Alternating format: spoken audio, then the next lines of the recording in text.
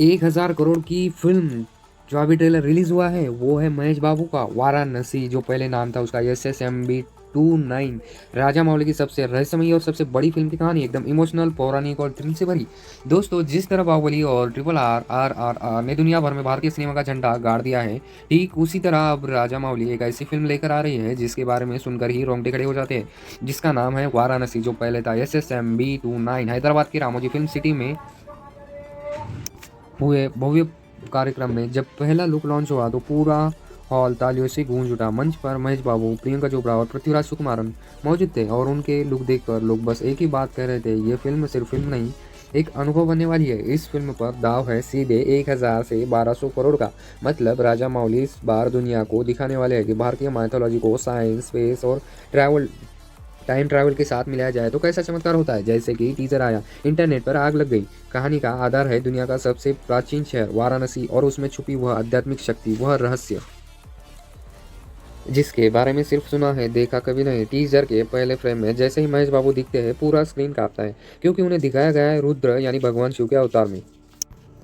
वहीं कहीं शॉट्स में श्री राम और महाबली हनुमान की झलक भी दिखती है और दर्शक समझते हैं कि यह फिल्म सामान्य माइथोलॉजी नहीं, यह किसी बहुत गहरे रहस्य की ओर इशारा कर रही है। कहानी की सबसे बड़ी खासियत यह है कि यह एक ही काल में नहीं चलती। राजा मौली समय की सीमाएं तोड़ देते हैं, कभी अंटार्कटिका की बर्फीली धरती, कभी अफ्रीका का आसमान और कभी सीधा त्रेता युग।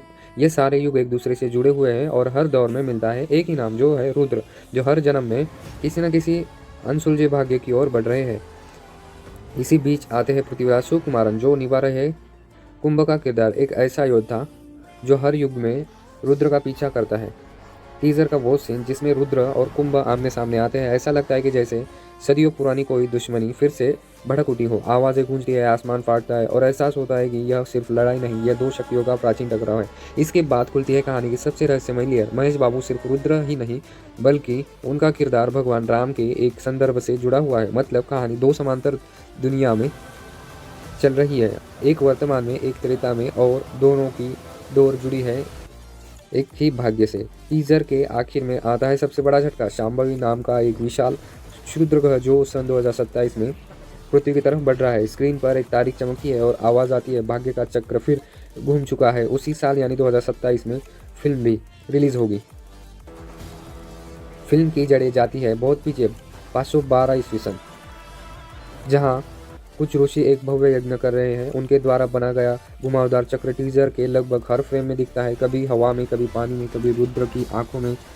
यही चक्र किस्मत का प्रतीक है, वही चक्र जिसके इर्द गिर्द पूरी कहानी घूमती है। कार्यक्रम में राजा मौली, जो हैदराबाद में कार्यक्रम हुआ था, जो फंक्शन रखा गया था, उसमें राजा मौली ने जब यह कहा कि हर सीन लिखते समय मुझे ऐसा लगता था जैसे मैं तैर रहा हूँ, तो समझ में आ गया कि इस फिल्म का स्तर क्या होने वाला है। उन्होंने साफ कहा कि यह कहानी रामायण के एक बेहद महत्वपूर्ण प्रसंग से प्रेरित है, लेकिन उसे इस तरह बनाया गया है कि दुनिया आज तक जो नहीं देख पाई वह अब देखने वाली है। और बस इतना कह देना काफ़ी है, वाराणसी कोई फिल्म नहीं, ये राजा मौली की अब तक की सबसे आध्यात्मिक, सबसे दृश्यात्मक और सबसे महंगी यात्रा होने वाली है, जिसे देखने के लिए पूरा भारत ही नहीं पूरी दुनिया इंतजार कर रही है।